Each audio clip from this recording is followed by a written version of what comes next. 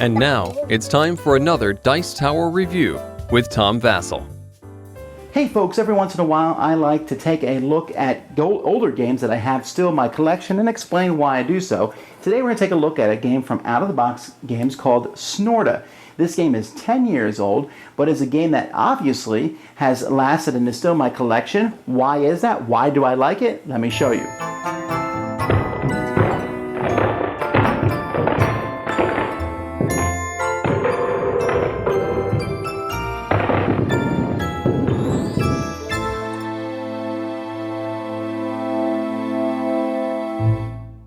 At the beginning of the game, each player takes a barn, these plastic barns, and places it in front of them so that the door is facing them.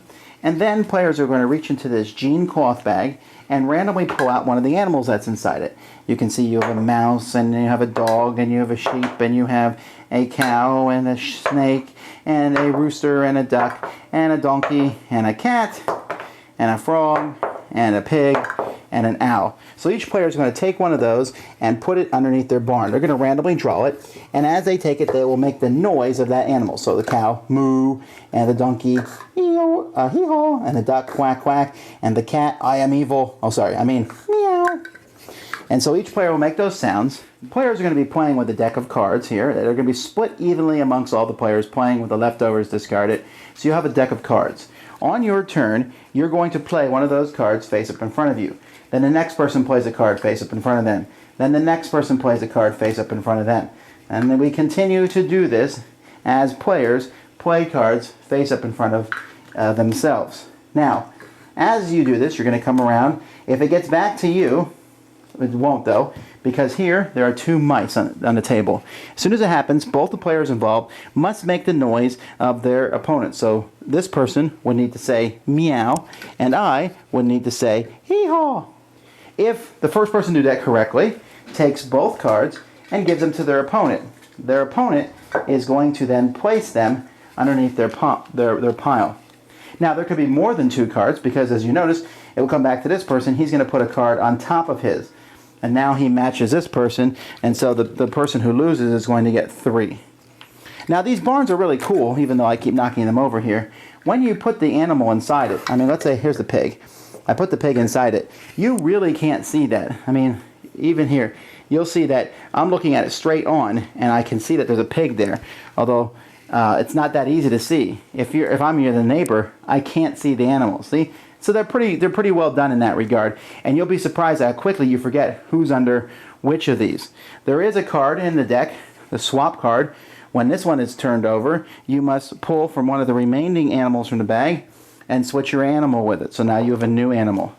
This will continue on until someone runs out of cards. That person is then the winner. You say, Vasel, that seems kind of like a silly game. Well, that's the point. Snorta is a silly game. And I've kept it for several reasons. 1, it can handle up to 8 players. 2, it's really easy to play, and it sounds dumb as all get out, but when you play, it is very entertaining.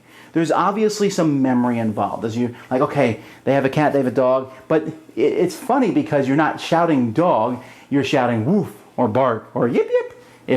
Yip yip is not a sound a dog should make. Woof. You have to shout these, and hearing people shout those out simultaneously and make different noises and forgetting what animals people have is really funny. This game has always brought forth laughter. Now, I will be honest, this game I've kept it mostly because it works so well with youth groups. It works well with kids. They have a blast when playing it, and I really enjoy it in that setting, and that is almost exclusively what I will use it for. But I have played this with adults, and they sit there and they go, that's kind of dumb. And then they play it, and it's fun. They enjoy it. Obviously, the game is speed, and this is one of those games where you have to teach people to flip their card like this, so that, otherwise you have the cheater who looks at their card for a while first before they play it down. So you make people flip away from them, which makes them flip fast and put the card down. And it's entertaining. The components are high quality. If you can find this game and you have groups of kids, this game works with little kids. It works well with teenagers, and everyone likes it. Their initial reaction is almost always, nah. And when they're done, that was really fun. So in that setting, I think it works really well. That's Snorta. Thanks so much for watching the Dice Tower videos. Find more great videos and reviews as well as our top-rated audio podcast at Dicetower.com. You can also find other great shows at Dicetowernetwork.com. I'm Eric Summerer, and you've been watching The Dice Tower. The Dice Tower is sponsored by Cool Stuff Inc., where you can find great games for great prices. Cool stuff in stock. Check them out at CoolStuffInc.com. Shut the door! There.